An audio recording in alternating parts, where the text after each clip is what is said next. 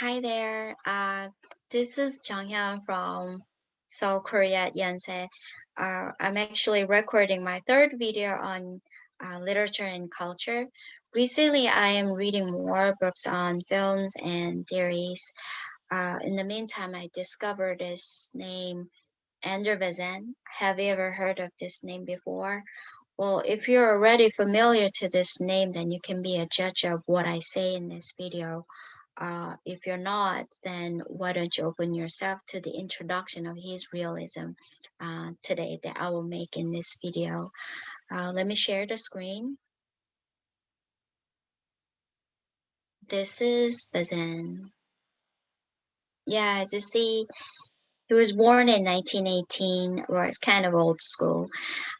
He was born in the late year of World War One, I think, and went many years um, in his life during World War II. So his war experiences affected to his obsession of realism.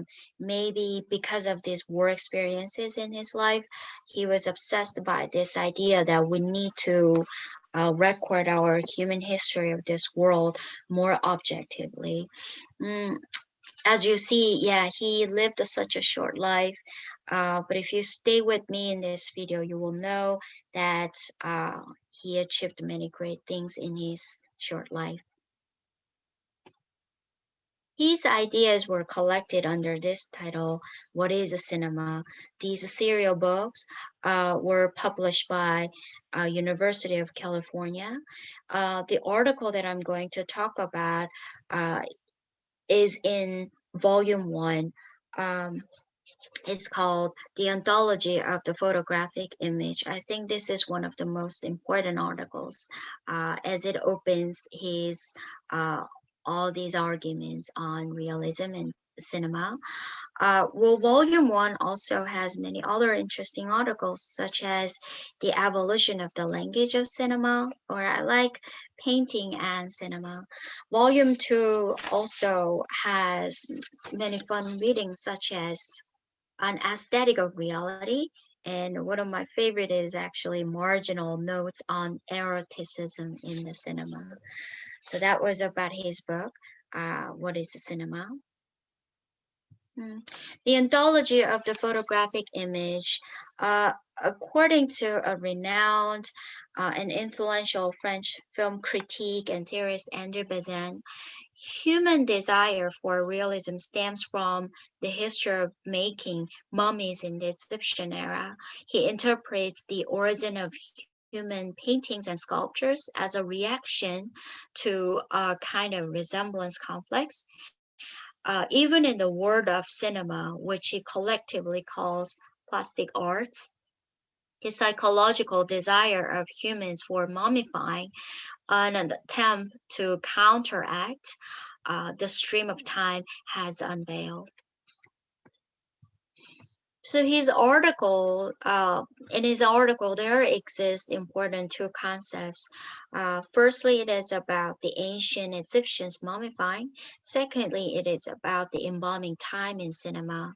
Well, of course, these two concepts have uh, an interface, but also at the same time, these two concepts were distinguished by Bazin in terms of its fundamentally different goals. I mean, Egyptians mummifying, this is a craving for eternity. And embalming time in cinema is a concept that freezes the present moment to show it to the audience. So Egyptian mummifying is the concept of the continued existence of the corporeal body, or it is about the reality of death by preserving flesh and bone. And these two concepts were applied to the film and summarized into this phrase, embalming time. So embalming time, according to him, it is the presentation of life by a representation of life. Well, for me, uh, mummifying the dead body is an easier concept to follow, but embalming time is more complicated and sophisticated idea because how how do we embalm time? How do we represent someone's life? But in a sense, we're familiar to these concepts because famous modernists already suggested that the concept of embalming time or embalming someone's life through their topics, such as James Joyce's novel or Virginia Woolf's novel, also contains these important issues. So what I discovered in Bazin is he's re-questioning and uh, a rethinking of the important uh, issues in modernism within the boundary of postmodern circumstance. So the embalming time technique corresponds to the realism of cinema. Uh, it allows the viewers to experience the following three documentary values, which I'm going to explain more in the successive later three slides. The documentary value that occurred in the photographic image of each scene, along with the plot and theme. So, uh, along with the plot and theme, what we witness is the documentary value in realistic representation of realism in cinema. So Andre Bazin's cinematic realism of embalming time, it induced us to focus on the object living in the present time and space. We finally concentrate on the model. It centers our attention to the object selected by the camera that exists in reality, but has not been seen easily to our eyes. Thanks to this realism in the film, we finally see the object as the subject.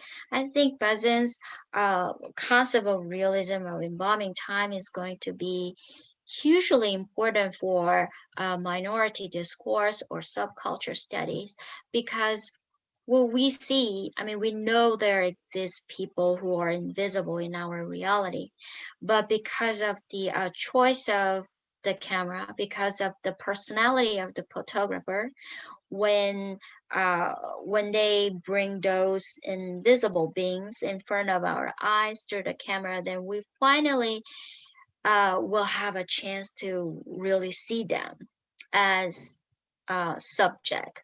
So this is the moment of object reborn as subject in the representation of reality in film. And he it Bazin's realism of embalming time, this concept, it produces a giving dramatic expression to the moment. It invites us to a kind of psychic force dimension. Cinematic realism leads us to the sighting of an aesthetic quality of objective scene that is inadvertently overlooked in reality or does not give rise to the will of discovery. The discussion is the continuation of my previous page.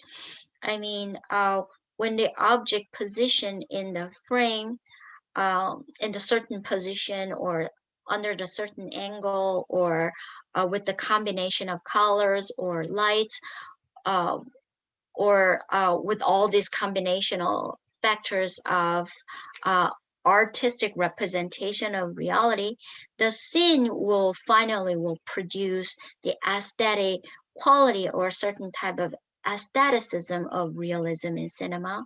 Then that kind of aesthetic element will give the dramatic expression to the moment or a kind of psychic force dimension. So we finally have chance to see this object as a subject. So this is what he explained in the concept of uh, subjectivity in objectivity. Bazin's conclusion of cinema, embalming the time that cinema is also a language. This cinematic reading of reality zeroes in on a re-representing of ontology. When we are exposed to the extraordinary reading of image of reproduced reality, we encounter the protagonist living in this likeness and ultimately see the man's existence. This cinematic resemblance can explain one's life to us, and when this ontological reading is successful, the protagonist is transformed from the inconspicuous object to the subject of truth. So the relationship between subject and object is not all about his realism. His fundamental goal of arguing realism of embalming time was to teach us the language, the cinematic language that we can read the subject of truth. Um, so, well, that was all about my introduction to Bazin's idea of embalming the time. Well, what I want to suggest to you is that, well, things sound very complicated.